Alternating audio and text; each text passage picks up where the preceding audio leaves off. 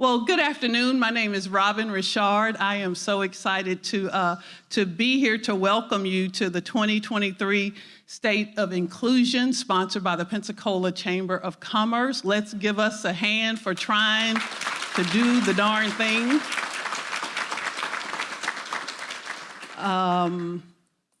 There is an old tale that goes two lions, a lion and her cub were walking through the forest and came upon a cave, and you know how they have all the amazing hieroglyphics and drawings on caves, and at every point the lion saw the people with spears, and the person, the human, was jigging the lion with the spear. The lion was dead, blood coming out. You know how they do drops on the deal, and they went along the wall and more of that. And the cub asked his mother, he said, well, when are we gonna be the ones with the spears? When are we gonna be the ones who win? And the cub said, whoever draws and tells the story wins. And that's why we're here today, because in this country we have had a not inclusive mind and heart and spirit in our businesses, organizations, homes, neighborhoods, churches, mosques, synagogues, of telling one side of the story and not the whole story. And I'm not telling y'all to go home and spear a lion to feel better, because some zoologist gonna come after me. The Sierra Club gonna be knocking at Lloyd's door. Where's Robin? We're gonna spear her. That didn't even come out right, did it? They just, the whole picture. But it is an opportunity for us to tell a 360 view of the story, that everybody can win, that we can all eat at the table, that we can all hunt what is best for our businesses, that we can be inclusive in our communities, that we can make our neighborhoods better, that there should be no us versus them, that the other is really us and our tripping, if you will, that we should all be in this together. And so this is what this is about today. It is a continuation of the conversation started last year to hear about the changing dynamics within our community and how diversity and inclusion efforts can help strengthen our businesses and organizations, our neighborhoods, our families, and most importantly, ourselves. So thank you all so much for coming, for trying to do the darn thing, for knowing that we messed up in this country in the past and we continue to make it right, that we're all in this together. It's one earth. My siblings who were just here, they all, well, you say, you call people sister and brother. I say, well, because it's one earth. So unless you're a Martian, you my sister or you my brother.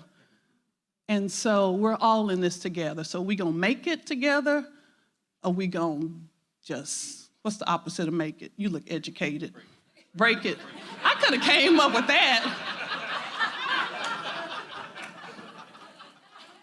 Do you need to sit at the back table? I need to ask, what's the, let me get some diversity in here. What's the opposite? We're gonna fell together. See, talk to her. Talk to this sister right here. Talk to your sister. Talk to your sister. Don't be rhyming. Got a hip-hop brother up here. This ain't no hip-hop show.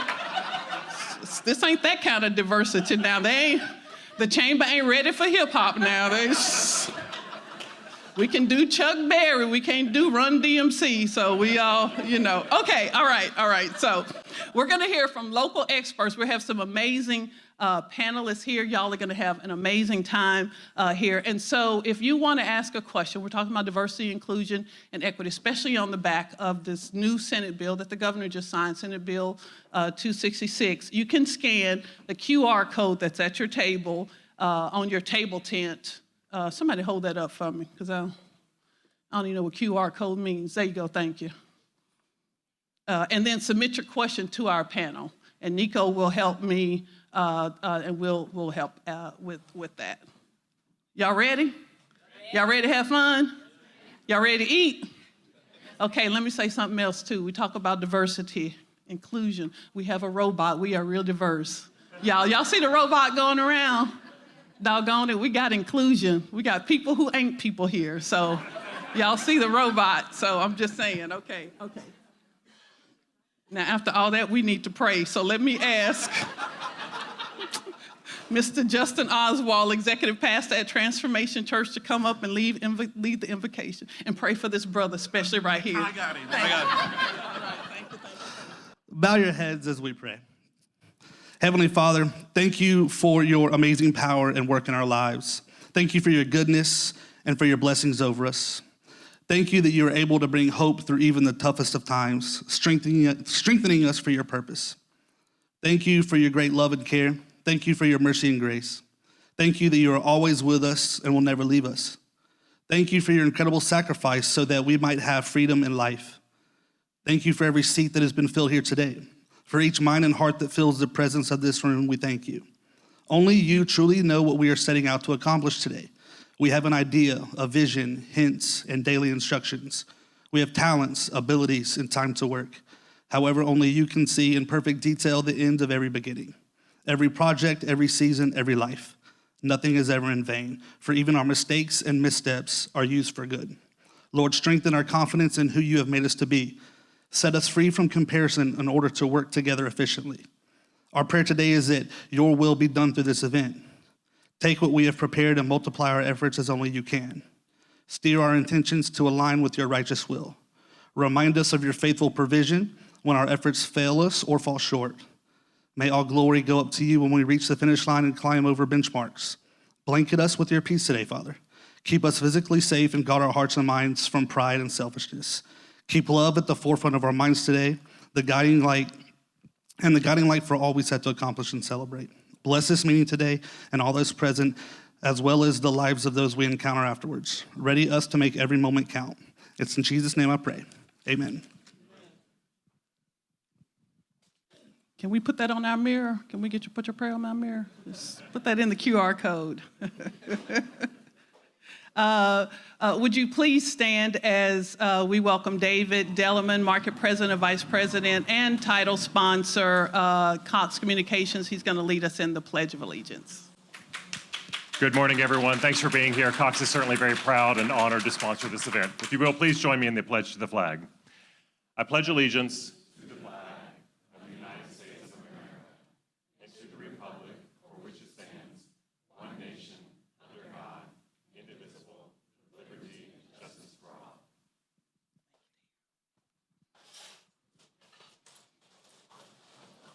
Oh, I was supposed to ask you, Todd told me to ask you, did you bring a check for free Cox cable for everybody? For everybody. Not just for black people, but for everybody. Did y'all hear him say yes? We're inclusive. Okay, good. Somebody gonna show up and go, I'm black. Todd, David said I got free cable. Okay. I won't be back next year, y'all. They're gonna be like, no, Robin, we changed the date. Okay. Thank you, Justin. Thank you, David. We'd also like to thank our sponsors who made today's event possible, and just give us a shout out wherever you are, although we've already heard Cox cheering for David. Wait, I ain't even said y'all yet. Hold on, sister. Our title sponsor, Cox Communications. Our gold sponsor, Navy Federal Credit Union. Right. And the Pensacola News Journal. Let me just give a shout out to the Pensacola News Journal. We're doing an amazing, if y'all haven't read it, series called Writing the Past, about the historic obituary. So it is absolutely fantastic. Not just because I'm one of the writers, but just because it's absolutely fantastic. It's really good. Every Sunday, get your subscription to the Pensacola News Journal. Y'all can pay me later for saying that. Okay. All right, our table sponsors, I will need to hear some big cheers. Baptist Healthcare. Okay. Florida Blue. Where y'all at? Florida Blue, say it again. Okay, there you go. Okay, all right. Free health care for everybody, okay? Pensacola Little Theater. That's y'all. Y'all didn't perform or nothing? Not today? Okay, all right. Buy a ticket and come to the Little Theater, all right? PNC Bank, I know they bought a check. For PNC. Okay, all right. Bill Sheffield Realty. I see Dr. Sandy back there. Moorhead Law Group. Oh. And Mr. Steve Moorhead, who is one of the board members for the Chamber. Florida Power and Light.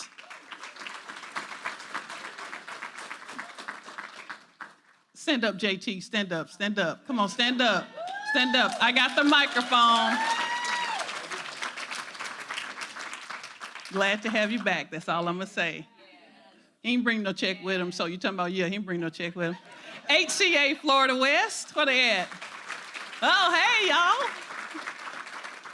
Penn Air Credit Union. Okay. Visit Pensacola. Whoop, whoop, whoop, whoop. There you go, there you go. I like them peoples. Habitat for Humanity. Yay, where they at, where they at?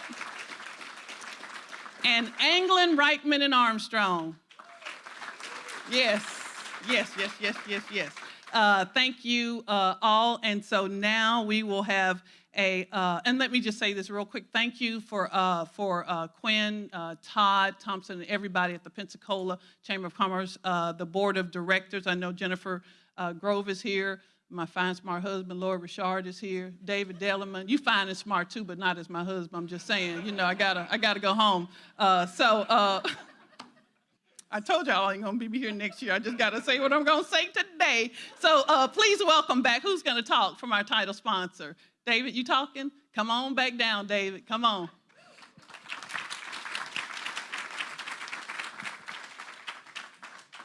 Well, this is a surprise because I thought we were just saying the pledge and that was it, and we were going to eat. So seriously, on behalf of Cox, just want to say thank you for being here. Thank you for support. Cox has over 125-year history. Actually, we're celebrating 125 years of a family-owned company this year. Those family values root down to what we do every single day. Inclusiveness, diversity, and equity is really at the core, not just from an employee perspective. We think about that when we think about, you know, as we hire employees out there representing the communities that we serve, but also in hiring diverse suppliers, making sure that our supply chain has diversity in it. So we're supporting small businesses, large businesses, women-owned businesses, LGBT businesses. That's a key priority for us. But then also in the community as well, making sure that we're supporting community organizations to help them grow and represent the communities that we serve. So again, on behalf of everyone at Cox, thank you for being here today. Appreciate it. Hope you all enjoyed the lunch, and look forward to a great panel discussion this afternoon.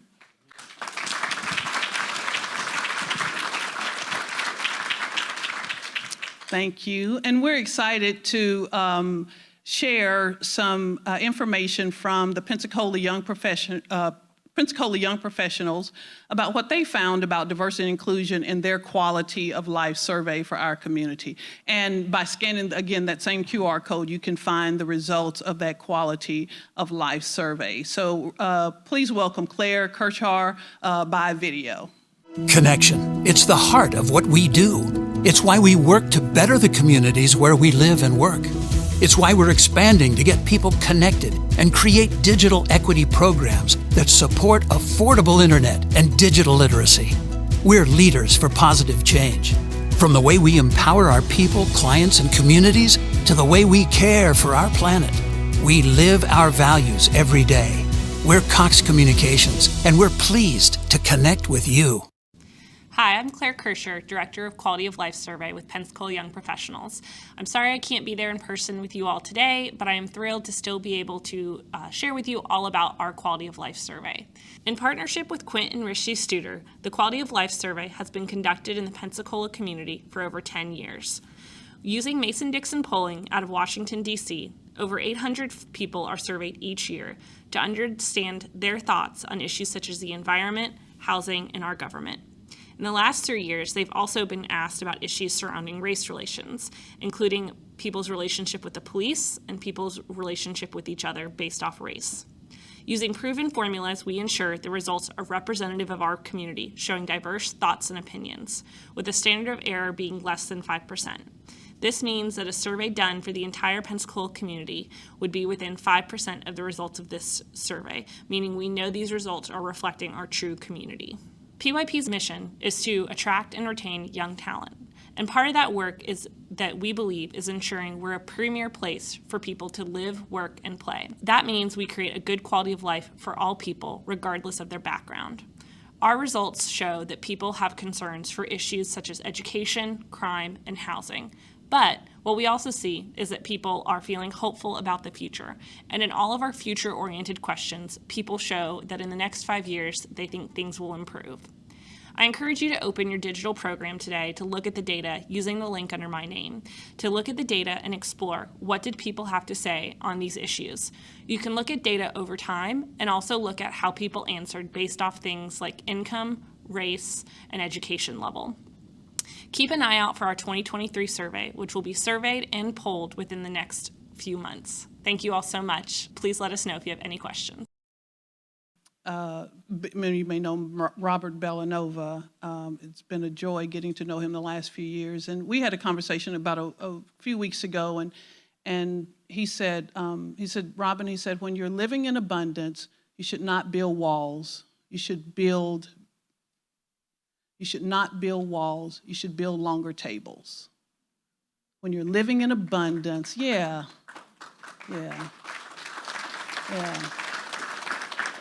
When you're living in abundance, you should not build walls, you should build longer tables. And so he prayed, about our abundance in this community. Claire talked about how people are hopeful. So as you are enjoying lunch, meet people at your table and figure out how you can tear down the walls that we have so amazingly built in this community, in this country, and figure out how we can use that same energy, that same strength to build longer tables. Meet each other, meet somebody. You don't go up to no black person and say, I'm white, I'm gonna meet you. Okay, don't you do that.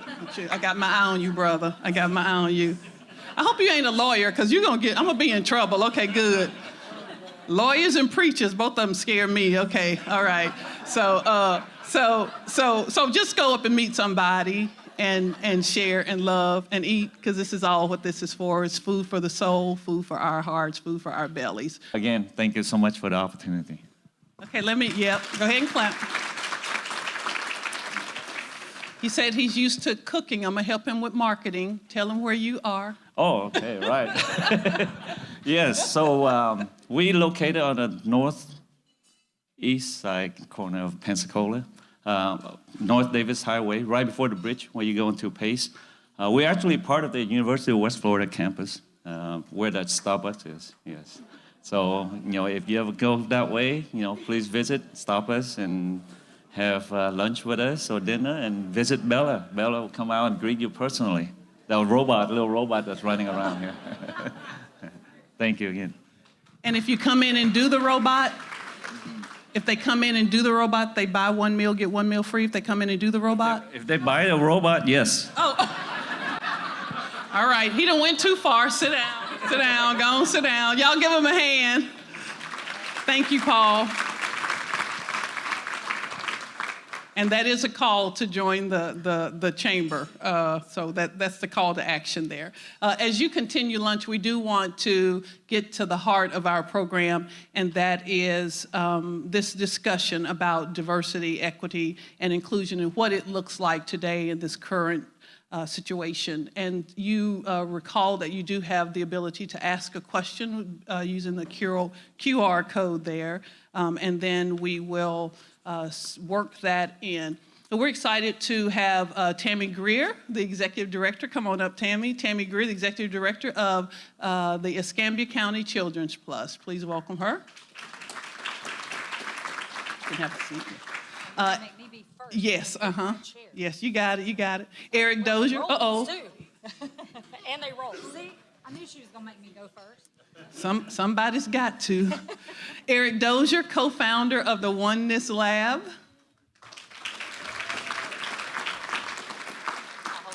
Grace McCaffery, president of Latino Media Gulf Coast.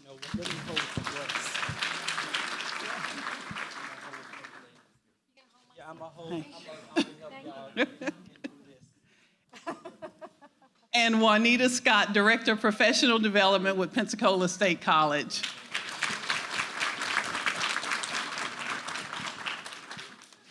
So the way we're going to work this is we're going to have a conversation about this current climate and what that looks like from each one of their perspectives.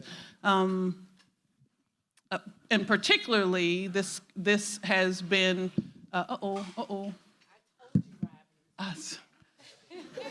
We needed diversity. You represent the short sisters and brothers. I'm representing the tall ones. We need, diversity is in all forms. And so, particularly in light of the recent passage of Senate Bill 266, which is now a Florida bill, which has sparked a lot of debate about what that looks like. So I'm gonna just, start this conversation. And I think I have an iPad or something. Bring it up. Okay, good. Nico know I'm not the tech person. All right. So let's look at Tammy. I'll start with you. I love this. We got diversity. Okay. So what do you say is diversity, equity, and inclusion? So to me, diversity is just to represent all shapes, sizes, colors, faiths, just to have everyone who's represented in the community represented at the table and in the room. Inclusion means just that, not just pulling them into the room, but including them in the conversation, because people also have different communication styles. They come from different cultural backgrounds. They have different ways of communicating, not only orally, but also with their body language. So you have to recognize all that and be respectful. So I think that part of inclusion is also respect for differences. And then as far as equity, there's this graphic that's been around for quite a few years that shows the difference in equity and equality. And we were just talking earlier about how there's room for both. But if you've got a fence and you've got people of different heights trying to see over the fence, if you give them an equal size box, some still can't see over the fence. But equitable boxes means you give some folks taller boxes, or maybe even a box with a ramp if they are in a wheelchair. So there's equity and there's equality, and I think there's room for both. Eric, in your world, you are steeped in arts and culture. So what does it look like for you? How is it defined for you? Maybe. Yeah, I think when I think about those terms, which have gone through various iterations in their definition, I always think about particularly diversity and how oftentimes we treat it as an anomaly when 60% of the world's population comes from the continent of Asia, 20% comes from Africa, and we haven't even gotten to our side of the world yet. And so, like in defining and thinking about those terms, I oftentimes have to pull back and realize that the way we're seeing the world will always impact the way we define those things and whether or not we treat diversity as an anomaly or the reality of the world. Because then we can't peer into our systems and see where, and particularly in the context we're speaking into today, how structural issues impact the amount of diversity we see. Because if we think of it just from a population perspective, we wouldn't even the possibility of having a monoracial space is very low if you just allow people to interact. And so, I kind of have to make that caveat, before I even start to make those definitions and understand diversity, equity, and inclusion from that perspective, because that's what keeps people out of the room. Because I think we've been deceived by a lot of definitions that we have of diversity. So, and you can't have equity and inclusion if we don't begin to build systems that get people into the room based on accurate understanding of the world and what the world really is and what it really looks like. I hear a room theme. Yeah. Grace? We rehearsed it. Okay, all right. We practiced on the weed. Ebony and Ivory, we'll talk about that later. Okay, go ahead. Grace? Yes, so in my world, I think there's a lot more focus on inclusion. Our Hispanic community is very diverse racially, which I think comes as a surprise to a lot of people. And so I spend a lot of time educating our community about who we are, representing 20 different countries and the diversity within that from around the world. I feel like a little bit of a broken record because I'm constantly having to remind folks that inclusion means working with people regardless of their immigration status. I know that's a scary thing for a lot of people to look at, and we a lot of times don't even talk about it without whispering because we think this is a big taboo. I don't think that I have time to actually explain how easy it is for an immigrant to lose their immigration status, especially if they're poor. But the fact that we have a Hispanic community that you cannot address without addressing immigration, even though we were here first. We're foreigners, and that means that we have to go through a lot of hoops all the time and try to remember that our families are mixed in terms of their immigration status. And so whenever I have a organization that contacts me and says that they want to be more inclusive with the Hispanic community, I have to make it very clear that you're gonna take the whole family, not just the ones that have Social Security numbers. Thank you. Juanita? Good afternoon, everybody. Thank you for having me, first of all. I'm honored to be part of this discussion. When I think about DEI, and I think about your question, DEI, and I say DEI because that's the term that a lot of people like to use now. I have to think of it in terms of pre-George Floyd and post-George Floyd. Because this is a conversation, and to be honest with you, it's not easy to have. This is not an easy conversation because you never know who you're talking to, how your message will be perceived. And these are things that you have to think about when you think about inclusion. So inclusion is not just a buzzword. It is a fundamental principle where people feel welcome, where their unique values are considered, and where they have equal access to success. So DEI is, as you know, is politically charged right now, but we have to think about what is it that we're trying to accomplish and how best to accomplish it. And if I know that there are individuals in the room who maybe DEI means something different to them than it does to me, then I'm gonna reach out to them in from a different perspective. So maybe, we have to find ways to identify what things we have in common, what things we're more alike than we are different. And how can we have those conversations, those difficult conversations, where everybody feel welcome, they feel a part of the conversation, they feel part of the solutions, and we're all in this together.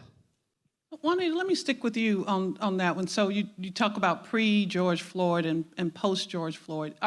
Are you thinking that there are people who are masking the real feeling because we are in a climate where you should be an ally or you should not be what was that term they use, Karen? You should not be a Karen or whatever the guy's name was, that you should kind of put this face forward that you are, I'm down with OPP.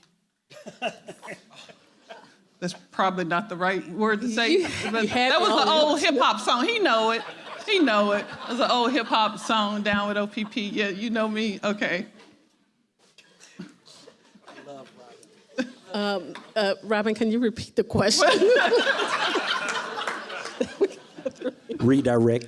How do you make sure that people are having this honest conversation post-George Floyd and not just trying to be down with you, not trying to be, I'm your ally, I got you, and then go back to a pre-George Floyd mentality when I get back to my desk, when I get back to my house. Right. So you have to start with a conversation. It has to start somewhere. You can't dictate what a person feels or with their beliefs or their values. You only have control over yourself.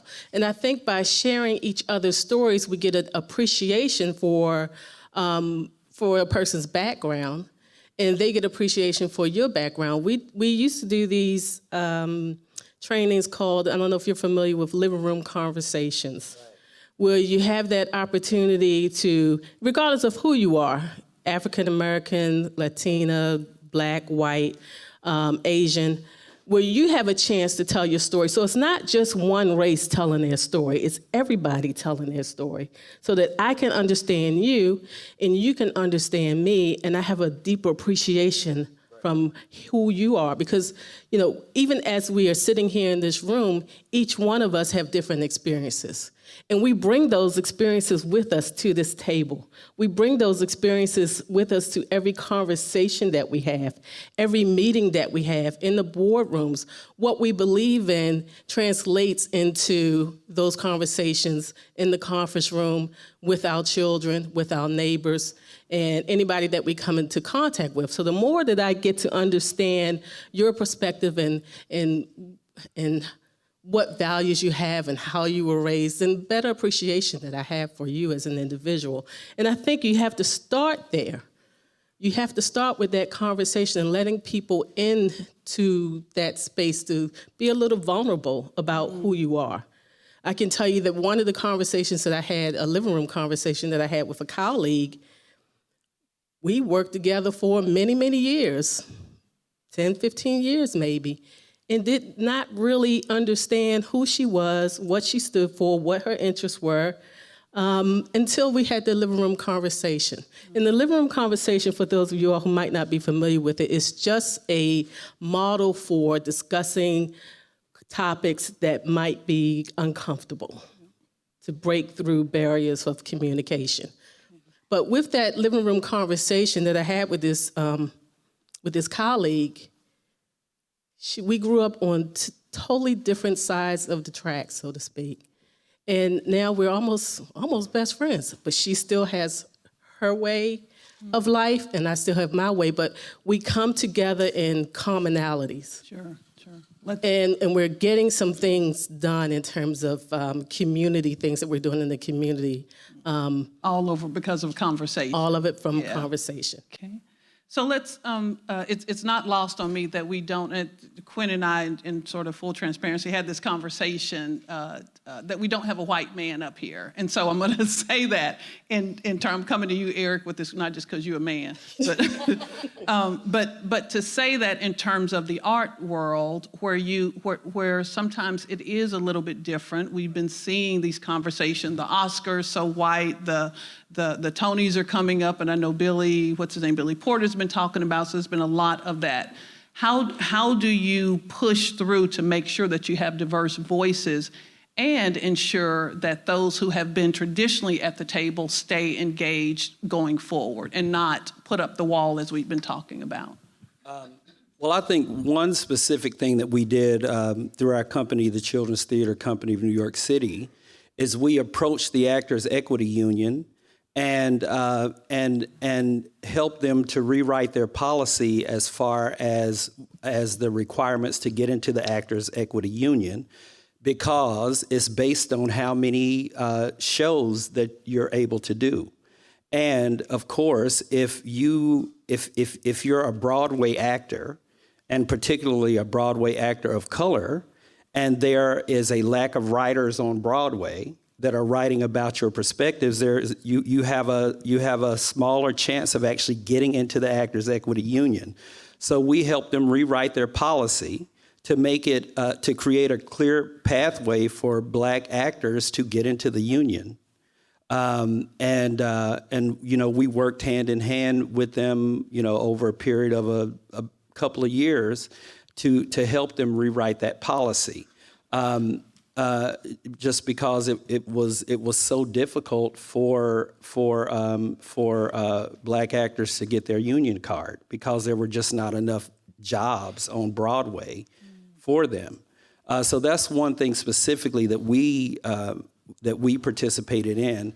But what that required us to do is to approach the union with intention and say, and at the time, we have a show that is on the way to Broadway right now that we brought to Pensacola about a year ago, and we make sure that we hire diverse folks at every level of our company, that when they come into our company, they understand that is what we are, that we do with our art. We have post-show events after our show, Henry Box Brown, so that folks in the community that want to continue the conversation can continue that. And then we also continue with that same ethos into our children's work that we do with Children's Theater Company, where when we come into a city, we find a diverse board of community people that work with us, and we're very intentional. So if you come to our company interviewing for a job, you know very clearly at the front end what we believe, so that you can opt out if you don't want to be in that conversation.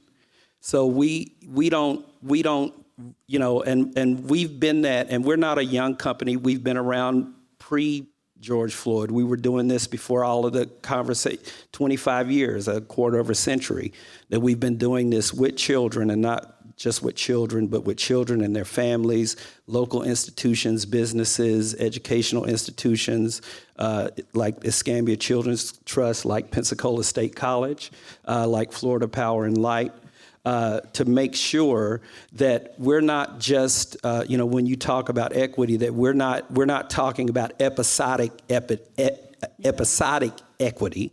We're talking about cultural equity. When you build culture over time, and then the culture starts to teach the people that come into the ecosystem. So we are about building equity ecosystems that feed the children and the families, and also are a benefit to the companies that come into contact with us. We have a program called a reverse internship. So if you want to partner with Children's Theater, then you have to come and serve the families, because we believe in proximity. You cannot build an equitable society if you're living over here and all of your social interactions are over here, and you just show up to work with people on an occasional basis. Let me. So there's a question that goes to the HR point that you talked about, bringing in new employees, and so I want to come to Grace with this, because you talk about you really deal with inclusion. So one of the questions is, what is your advice on how to approach interactions? No, not that one. I'm sorry. What is the best way to have difficult? You hit on this area, to have difficult or crucial conversations about race at work without causing an HR nightmare. So like, I'm very comfortable saying, this is my white brother, this is my, and calling that out.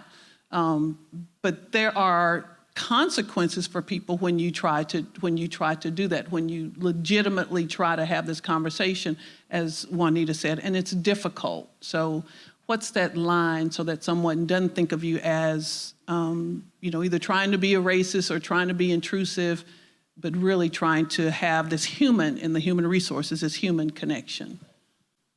So my company's very small, so I work more with the community. But what I find is I'm constantly looking for ways to encourage people to think differently and using different words. For example, with immigration issues, we're never going to solve anything if we keep referring to people as illegals. Right. Okay, we can't solve issues. We can't get it out of the political realm and into a human realm if that's the way we're going to refer to people, and keep perpetuating that concept that there's a group of people that are just criminals and harming the community, and less worthy than anything else that we take for granted. So it's about giving people the right words. It's about giving people courage to say the right thing the right way. I think that's it. Have Tammy or Juanita, have y'all done that? And I know you're fairly new in terms of a company. The trust is fairly new, but Pensacola State has been around for 12 million years. So y'all, you kind of figure the language, to Grace's point about the words, figure the language out to say. Because, if I try to do something and I flub on a word, does it become an HR issue and I'm really trying to make this concerted effort? But I flub in my effort. Yeah, people have been flubbing for years. Right. And as you said, PSC has been around for a very long time, so we've had some practice with this. And it's something that we hold true and value. Just in terms of, you mentioned the hiring practice, we make certain, and it's intentional, that there are different voices at the table when we have hiring committees. So if I don't have a male or a white female, or, we just try to make sure that there's representation on that committee so that that candidate gets the benefit of the entire college. So that's something that we really hold, that we really value in terms of making certain that our hiring practices are equitable. If you don't have, I'm going to come back to you, Tammy, but if your company is all Black, all Asian, all LGBTQ, all whatever, and that's just the way that it is, and you're trying to, how do you bring, someone in? Do you put an ad in, looking for a Black person, to be on this committee, which I don't think is a bad idea, that you advertise what you want, Well, I don't think you say it quite like that, Robin. Okay. Nobody ever asked me to run for president. However, though, I do think that organizations, you do have to have an outreach plan. You do have to have a marketing plan for what you want. So if your target is to make certain that you're bringing in a group of people that reflects the organization in the area that we live in, you have to make certain that those hiring committees reflect that as well. So that's something that we've been doing for years. And we believe that it has done well for the college. Tammy? And although the Escambia Children's Trust is young and new, I had the pleasure and the challenge of running a legal aid program as a non-attorney. I was the executive director and CEO of a legal aid organization in St. Petersburg, Florida. And so you haven't truly had fun hiring until you have to hire an entire staff of attorneys and paralegals. So, and we were legal aid, so we were serving a very diverse community in St. Petersburg. So I desperately needed staff who reflected the community that we served. And we had a very large Hispanic community, and we're talking from, probably 40 different countries represented, and Haiti. And so I needed people who spoke the language, who understood the culture, because you need to be culturally competent as well. Because coming in to see an attorney, if you're a poor person, is scary no matter where you're from or who you are. And then if they don't look like you or act like you or respect your culture, it's even worse. And so what I found was that, first of all, how I crafted the job ads, because, it's easy to just throw things up on Indeed and see what comes in. Right. But you have to be intentional about where you place those ads and the words that are in the ads. And you have to, in my opinion, what worked for me was you have to say, we welcome, we encourage people from diverse populations to apply, and then define that. So if you look at the ad that we posted last night for a position that's open with the Escambia Children's Trust, it says, we welcome and encourage persons of color, persons from the LGBTQ community, persons who are veterans, who have disabilities, to apply. And then when we look at those applications and those resumes, we look for the skills. So it's not about affirmative action or anything of that nature. It's about trying to cast a wide enough net so that you get a diverse pool of applicants, because you can't hire persons of color or persons with disabilities or persons who speak Spanish if they don't apply. And so it is a challenge, though, right now. I think everybody in this room recognizes that it's a challenge to recruit and hire, period, hard stop. But then to get some true representation of the community that you serve in that pool is just doubly hard. I say all that to say I have no answers other than it really, I think it's important to cast a wide net and to have your language reflect your company's philosophy.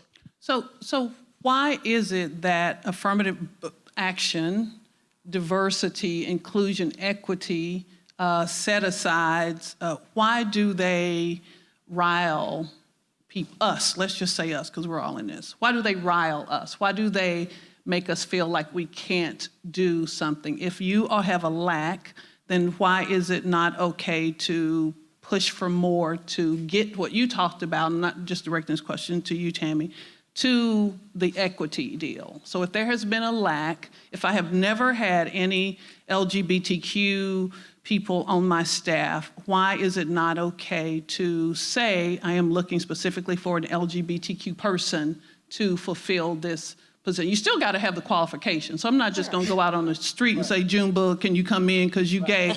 I'm not going to do that. Although I'm sure some people have.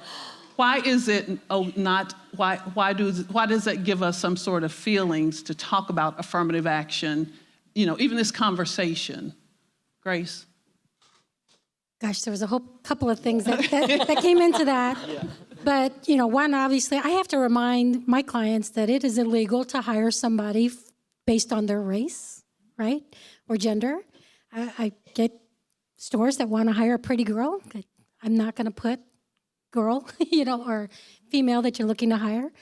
Now, if you need someone who's bilingual, this is a skill. And I remind my community that this is a marketable skill.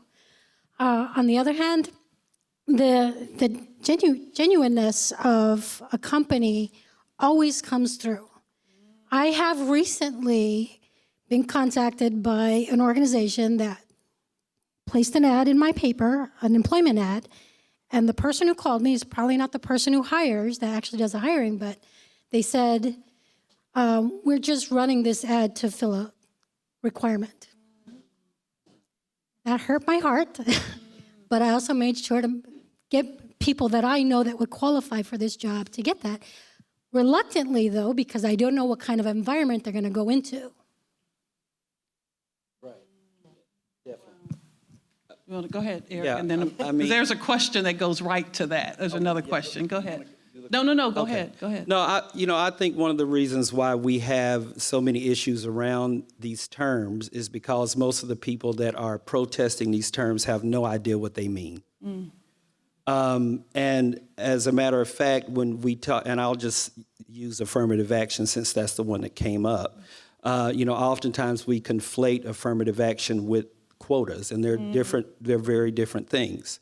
And the largest segment of the population that benefited from affirmative action policies since its inception have been white females, even though that legislation came on the back of a lot of civil rights legislation.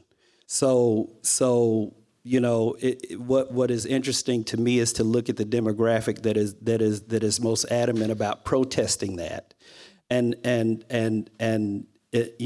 over the past couple of years, it has been the segment that has actually benefited the most from those policies, and it was one of the major policies that particularly got white women into the workplace.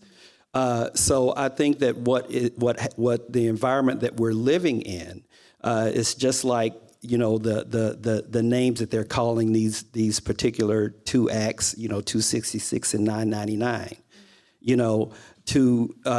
And as I was saying to Juanita at the table, this is old hat.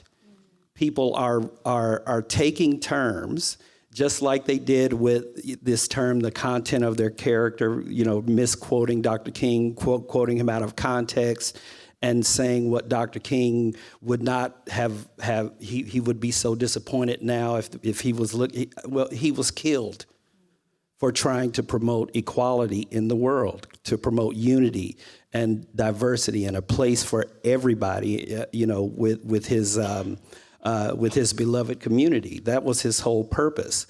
And so what we do is we take these terms, we twist their meaning, and we essentially live in a soundbite society that riles people up about terms that if you went out on the street and started asking questions about what these things mean, half the people that are protesting them would not even know.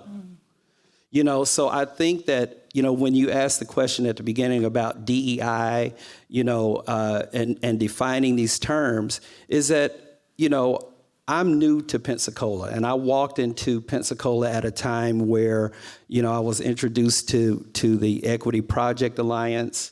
I was introduced to the Escambia Children's Trust, a number of people at PSC, all people that were coming together to work on these issues. And so if we, this whole notion of relationship and making sure that, as Brian Stevenson says, the founder of the Legacy Museums, he says we have to get proximate. And we have to increase our interactions with each other so that we increase the chance that we are going to fall in love with each other. Then we will start to create a world where my sister is not harmed or my brother is not harmed anymore. And I think that, as Juanita said, she's absolutely right. If we're not willing to build these relationships, and we have to ask ourselves, who are the people that sit around our dinner table, not just around the board table, but around the dinner table? Who are we eating with every day? Because we all know a lot of the business things that we do, they get worked out on a golf course or at dinner,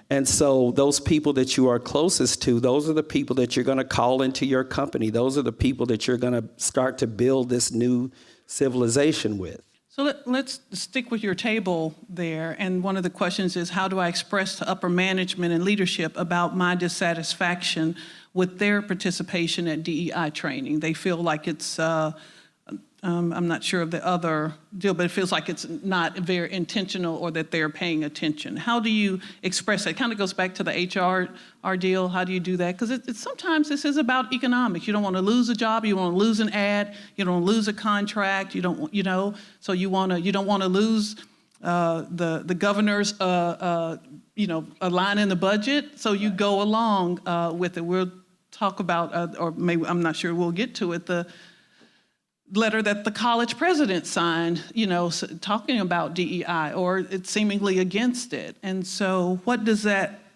how do you express to people in your senior leadership that you're dissatisfied with that they're not trying to get this training? And I'll say it, and keep your job, and keep your job, Well, I'm fortunate in our president that Dr. Meadows gets it. I'm very fortunate in that regard. However, some don't. But, it's a situation where you have to have that. First of all, you have to find your voice. You have to be bold enough and have the courage enough to speak to someone about what your concerns are. So if JT's my boss, we'll go to Mr. JT, and I'm gonna say, the first thing I'm gonna do is try to set the table and try to set the space and say, I have something that I need to talk to you about that might not be comfortable for you. Here are my concerns, and here's why I have these concerns. And then I would also, you have to know your boss, though. You have to know your boss in terms of, is this a data-driven boss? Or is this a quality data-driven person? Because I had a boss who I couldn't figure out for years why we were doing well, but we weren't really connecting. And he was data-driven. And I was telling him the stories, and he wanted the numbers, Right.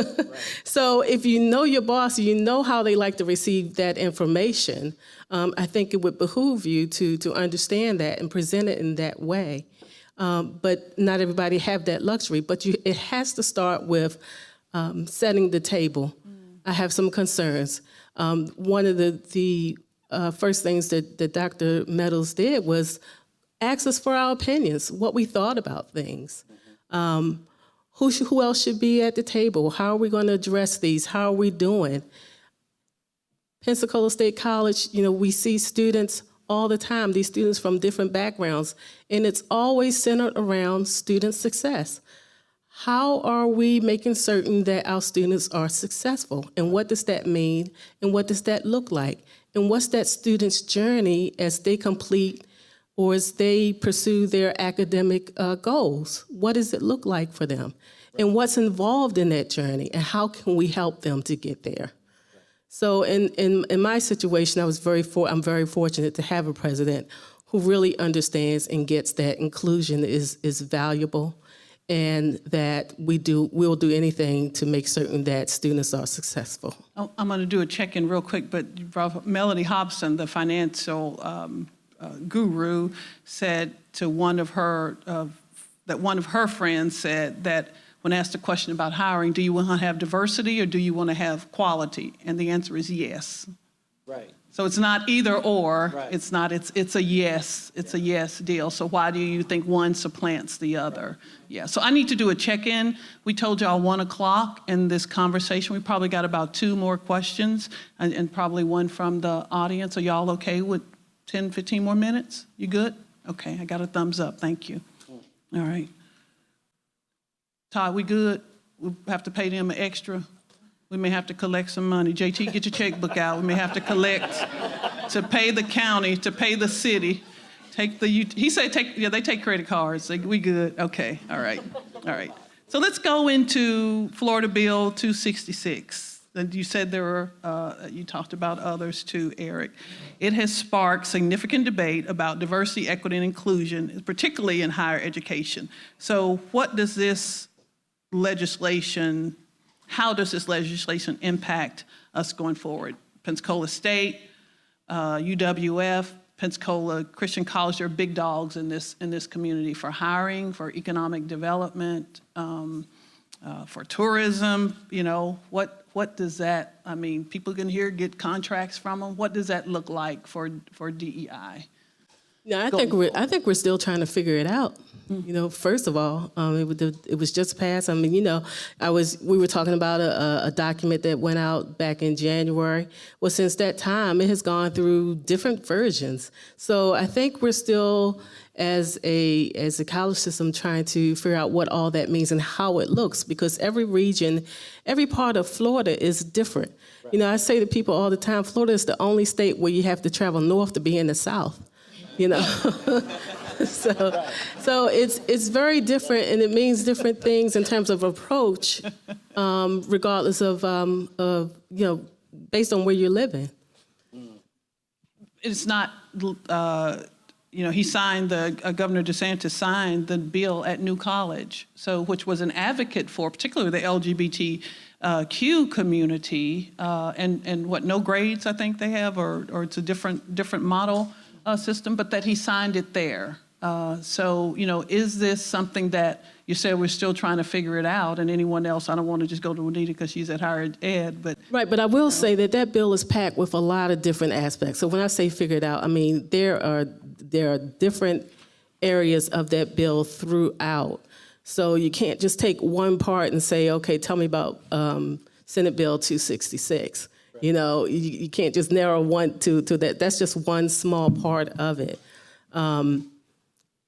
However, I do believe that our colleges are in such a position because we're so passionate about schools and education and students succeeding, that our focus is to make certain that the students get what they need in order to be successful students in terms of completion. But let me say this, so I am going to pull out a portion. It says a Florida college system, institution, state university, direct support organization or state university direct support organization may not expend any state or federal funds to promote, support, or maintain any programs or campus activities that advocate for diversity, equity, and inclusion, or promote or engage in political or social activism as defined by the rules of the State Board of Ed. Right, but it also says that with the exception, if there's a requirement by SACS, which is the accreditation body for schools in Florida, unless there's a requirement by SACS that says otherwise, that it needs to be included. So again, it's not just something you can pick out one part and say, this is what it is. It's very generalized in some areas. But is the bill intent, I know you're not a lawyer. And Yeah, I'm not a lawyer. You're not a I'm not a legislator. spokesperson. So, But is the intent, because, you know, you can talk of facts, but then you can talk, people can go to the spirit of it without adhering to what it says, because some people won't even see the but. right. And I think the intent is that no one is made to feel as an outsider. So in terms of, you know, because it really strikes to the heart of DEI, and the bill says that you cannot expend any state or federal dollars on DEI training. It didn't say that you could not do DEI training. Okay, but what it does say is that you cannot promote training or advocate for the training in such a way that makes other people feel alienated. So there's a whole conversation that needs to be had at each institution about the approach. For instance, one of my colleagues down in Indian River, before the George Floyd tragedy, is putting together a program called New Common Ground. And it talks about what we've been talking about forever. Let our commonalities unify us and unite us. Let's focus on those things that make us unique as a society and as an organization, and focus on those things where everybody feels included, not just one or two groups or individual, groups of people. So there's a lot to be discussed in this bill that we will not be able to get to today, but I can tell you that at our institution, we're committed to student success, we're committed to inclusion, and we're committed to make certain that those differences, those things that makes us unique, bubble to the surface and that allows a person to be all that they can be at the end of the school year or at the end of the graduation year. Grace? I think that, especially as minorities, we know how to work around these laws, but I do think the spirit of them are nasty. I just put it there. Pin drop somewhere? No, because on the surface, that's what most people see. And it pins people on one side or the other. When you read into it, it looks a little bit different. And we already know how to work around some of the details of it and how we're going to manage that. Nobody knows how we're going to enforce it. But that's the big question, is how are we going to do this or that based on mandates of whatever might come down. But I think at the surface of it is unkind intent. Yeah, and I think we all feel that way too, to some regard, but I think we have to understand that once something is written into law, you have to comply with the law. And as much as it might be uncomfortable for people to talk about, or people aren't sure exactly how to approach it, you have to find ways to stay true to your mission. And your mission has to be in alignment with the legislation. We might not like it, but it's reality in terms of what's legal.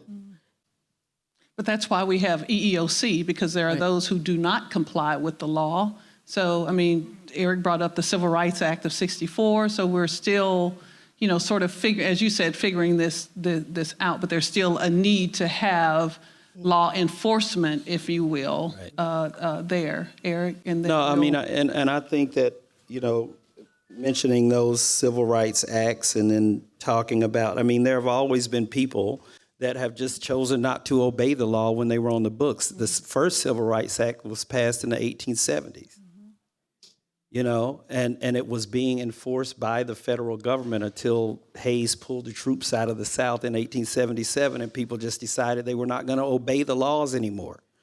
So one of the ways that we've tried to approach it, in our arts organization and also within Oneness Lab, is that there are other spaces where education can take place. You know, I was just down at you all's place and was with The a Kukua number of young Institute, people. 300 North Rue Street. Yes.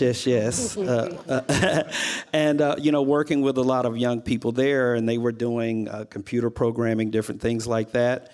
And listen, we've always been very resourceful when it comes to creating alternative spaces where we are building cultural and spiritual structures that are helping people to move through this society with a sense of nobility and self-worth.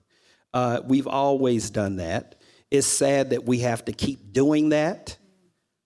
And the other thing that I'll mention is that, you know, I remember when a lot of these laws, and they're all over the country, I think it's now 18 other states that have passed similar laws. And I remember when a lot of these were being drafted, they were being debated, I started to think, because a lot of the language was actually very specific around when people say it will make certain people uncomfortable. I think we need to just say who they were talking, that it would make white people uncomfortable to always be in this conversation. And what I would always respond to is that we've always this country has always had a history of multicultural cooperation when it comes to dealing with race. There have always been black, white people, people from different faith traditions, LGBTQ. Bayard Rustin, who wrote most of Dr. King's speech, was a gay black man. You know, we've always had this multicultural, multiracial, intergenerational movement for social justice in this country. So all white people are not the same, and all black people are not the same, and all Latino people are not the same. You know, and I think that when we talk about the story, when the lion writes its own story, I was so happy that you quoted that, because there's a theologian by the name of Thomas Hoyt that said we should never underestimate the power of our stories to create or destroy a worldview. We need to tell a different story because we have a different story. You know, and there's a reason why these stories are being kept from white and black children, because someone does not want them acting in unified ways. And so, you know, I think that, you know, this whole telling of a different story, and also the data, because, you know, there have been several studies that shows that that diversity, equity, and inclusion are not only good for our humanity, but it's good for the bottom line too. Diverse teams are outperforming monoracial teams in just about every sector that you look at. So we have the data and the story. And I think that we need to get more skilled in being able to make the case for the society that we want to build. I'm going to read this, and then we'll close this part out. I think this is probably a really good. This comment says, the big elephant in the room was ignored. We are living a state of exclusion in Florida. Goodness gracious. Y'all wanted some truth. Clear discrimination with the LGBTQ, immigrant community, and educational cultural exclusions. It felt that the huge cultural exclusion cultural movement sponsored by the current state administration was not addressed. Minorities are clearly targeted by a backwards-looking ideology. Can I? Go ahead. So Powerful. it is powerful. And I fully recognize that I am the white person on this panel. And I've heard, because I have the privilege, which is the wrong word, but I have the privilege of hearing conversations among other white people. And I hear that, you know, they don't want the little children to feel guilty about something that happened in the past. Right. But for the other little children who are still living the repercussions of what happened in the past, those stories matter. Just preach. Right. Those stories matter. Wow. So with the Escambia Children's Trust, we're here for the well-being of all of the children. And that sounds great, and that's a hefty job. And we have, in the grand scheme of things, a very little bit of money. And money isn't going to solve it. I'm sorry, it's not. We've got to change systems. We've got to change the way that people work together. We've got to connect. We've talked about conversations, connections, stories. We got to listen to stories, not hear them, listen to them. There are children right now in our community. We have a mental health RFP that is being released probably as I'm speaking. And we were looking at what the gaps are. Do y'all know that there was an 8-year-old who tried to commit suicide? Not commit suicide, we need to start saying die by suicide. Right. There was a child in our community who almost died by suicide because that child had feelings for a child of the same sex. You shouldn't have to die because of how you feel as a child. We talk about parents' rights. Well, what about that parent's rights to take care of that child? We have children who are not ready for kindergarten. We have children who are living in extreme poverty. We talk about building a longer table. How the hell are they supposed to get to the table? We have people who don't have transportation. We have real problems in this community. We have people who are committed to helping and may not know how. We've got to figure this out. We've got to. We cannot afford, if we just want to do it from a business, commerce perspective, if we don't figure this out, if we don't start making some changes, our community is going to be sitting in the same position 20 years from now. Because I'm going to tell you what, I grew up here, and I came back here after being away for 25 years, and a lot has changed. We got some cool new restaurants and some pretty new buildings, like this building wasn't here. But a lot has not changed, and it scares me to death. And I like to focus on the children, because Whitney Houston said. For those of you who are too young, Google Whitney Houston, children and the future, okay? She says it way better than I ever could. But they are the future. I mean, let's face it, they're who's going to pick our retirement homes. If I'm not really good to my children, I'm doomed. So, especially the one who I hope is on Broadway someday. But I'm doing this work not for the huge amount of money. I know we all make big money in government, but and nonprofits. I mean, right? Right. Rolling in it. Rolling in it, exactly. But we really are committed to this work, and we've got to get businesses engaged. We've got to, we had a roundtable about childcare. Kids are just, it's just so sad, the disparities. And much of that rides along racial lines. And let me say this, because it is about money. It is. Because the money's green. So money is a great equalizer unless you don't have it. So in terms of our wages, because we know women, I don't know what the last figure was, women make, a percentage of what men make, then just go down the racial and cultural line on that. So it is about money, because if you want a house, they're going to say, how much money do you make? They're not going to say, are you a beautiful person? You're beautiful, Tammy, but you can't get this loan. So it is about money. And if we only focus on the children, I love that, we forget the adults who are living this reality today. So I think we need to make sure along that continuum. Right. I do want to make sure that we honor our time, and thank y'all for letting us go over. And I want to give you 15 seconds each. I know that's a challenge, y'all, but because y'all are smart, but get their business cards. Invite them to your company to do some DEI training. Call it something else. Yeah. Call it something else. Oneness lab. Oneness. Oh, yeah. Call it oneness, and you can't even call it oneness and love. Huh? Okay. All right. So let's end with this. This is a question from the audience. What do you think is a small step in the right direction that we as a community need to take to not only be inclusive out in the workplace, but also in our social community. So I'll just go down the line here and give me one. 15 seconds. Oh, y'all know me. I can't do 15 seconds. You just use 5. So, I know.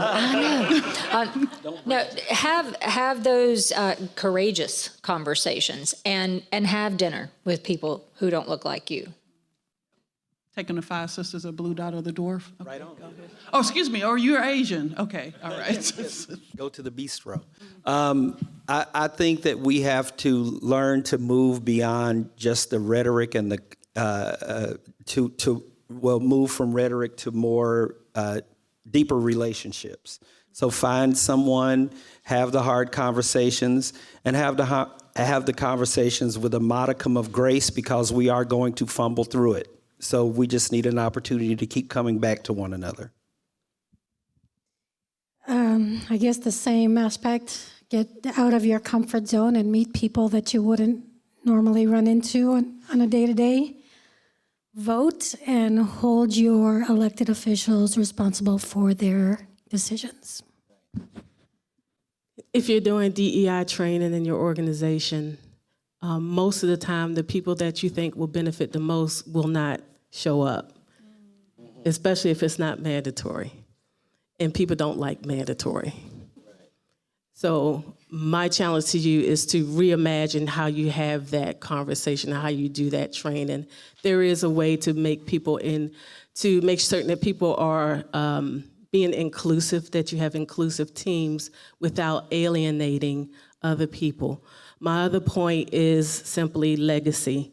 Most of us have children and or grandchildren who are of a young age. I was sharing with Eric that I'm going to be taking my grandson to the Legacy Museum on Friday. Coretta Scott King said it best when she said something to the effect, each generation will have their own battle to fight. We have to prepare our children, our grandchildren, to address the issues of today that our parents had to address when we were younger. It starts with each generation. And so you have to think about the legacy that you want for your children and start with the end in mind, as Stephen Covey would say. Right. You know, how is it that, when they talk about you at your retirement party, let's say that, we won't make it so final. What is it that you want them to say about you? What is it that you want them to say and to remember about you? What is your legacy? What have you left for the next generation? And then live your life in that way. Thank you. Thank you. Would you join me in thanking our panelists? Tammy Greer with the Children's Trust, Eric Dozier with the Oneness Lab, Grace Resendez McCaffery, I like her whole name, Grace Resendez McCaffery with Latino Media Gulf Coast, and Juanita Scott with Pensacola State College. Please join me in thanking them. Y'all can stay right there. I did overlook, we had 2 other board members here with the chamber. Ildi Hosman, she may have gone, Ildi Hosman, still here, thank you for being here with Landrum, and Meg Burke with PYP. Is Meg still here? Okay, good, thank you so much for the work. Thank Todd, Quinn,